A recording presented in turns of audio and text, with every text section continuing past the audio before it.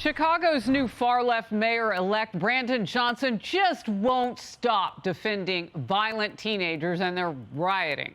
They stormed the city's downtown streets last weekend, took over businesses, apartment building entryways, breaking windows, smashing cars, beating pedestrians.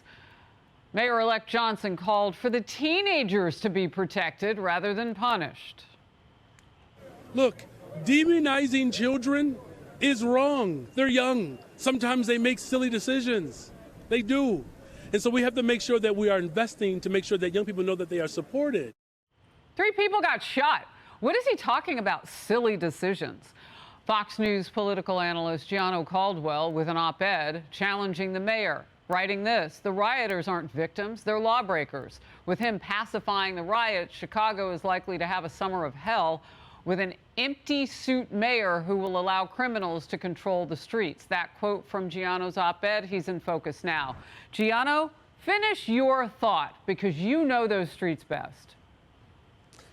You know, this incoming mayor is going into the belly of the violent crime beast, offering cookies and milk, showing people that he is not up for this job that he's going to take on. The people who voted in this previous election, who voted for Paul Vallis, knew that Brandon Johnson was going to be a nightmare. And he's showing us very early what his intentions are.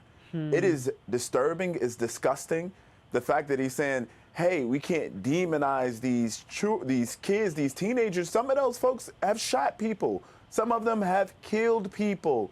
What are you talking about? You're putting the lives of the residents in Chicago at stake over an idea that your progressive base has pushed you into. And now Chicagoans all over the city, no matter what neighborhood you live in, no matter what kind of job you have, what kind of income you have, are going to pay the price. And this is only the springtime. In the summer, it'll get far worse, Harris. Last weekend, the weekend before, I mean, the shooting and the death rate is up already. I mean, aside from the riots, Chicago is dangerous. I just had on part of the power panel always is half Democrat, and he tried to say, oh, Harris, you haven't been to Chicago. I don't know who he thinks he's talking to. But anyway, have been there and continue to go there, and we cover these stories constantly. This is not a safe place. You're going to hold a convention there next summer. The Democrats are. Why? That's a great question. When overall crime in Chicago is up 61% from the first 4 weeks of January, we understand that they're going to have this DNC convention, which I think is going to be great because they give an opportunity to see what soft on crime policies can do to a city. And you absolutely know scenes like the one on our screen right now, those rioting in Chicago, we'll see a little bit more of that, I think, when the DNC, even though they're going to have a lot of security, a lot of federal security, police and all of that, I think we're still going to see what happens in Chicago on a regular basis. And it is very unfortunate that the Democrats believe that their policy prescription has been good when you have literally seen people killed over these policies. Mayor Lori Lightfoot's no chase policy. You can't chase suspects on foot. Police officers can't chase suspects on foot. If they were going to chase them in a car, they got to call and get their supervisor's permission. Wow. Which means the suspect could get away and murder more people. These are disastrous policies, which I believe in part led to the murder of my baby brother Christian last summer. This is life. This is not a game. These aren't ideas, theoretical ideas that people are like, oh, well, maybe we should do this. I read this in a textbook. Maybe this will work. No, we need law and order. Otherwise, we're going to see more and more people end up dead. And that's what I believe is going to happen with Brandon Johnson as mayor.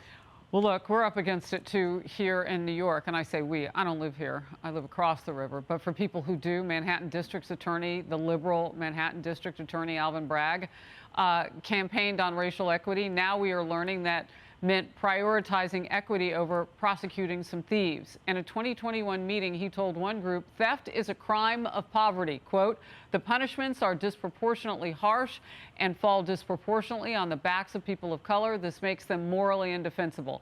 I will either dismiss these charges outright or offer the accused person the opportunity to complete a program without ever setting foot in a courtroom. By the way, team and I looked today.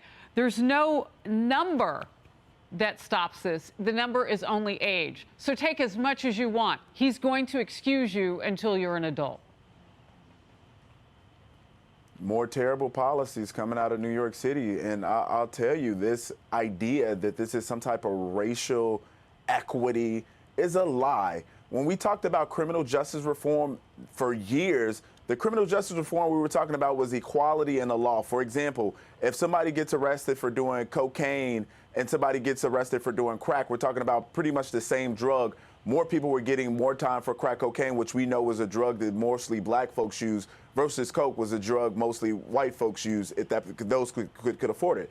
So that was the distinction there. It wasn't, oh yeah, let's let people shoot, kill, rob, and steal, and if they're black, then it's okay. Like, this is insanity, it's crazy, Harris, and I'm really tired of it. The way they're taking, the direction they're taking this country is really endangering the lives of black people. These are the areas that they live in. There you and go. You're saying, hey, we're going to let more people that are criminals who commit criminal acts back on the street to terrorize their communities even more? And the poor, how dare you, Alvin Bragg? Black, brown, otherwise. These are low-income areas. By the way, the age cutoff for the new, you can steal whatever you want, it's not a crime. It's not just an adult. It's 25. You and I had, like, lives at 25. I got to let you go. Outnumbered is next. I'm Steve Doocy. I'm Brian Kilmeade. And I'm Ainsley Earhart. And click here to subscribe to the Fox News YouTube page to catch our hottest interviews and most compelling analysis.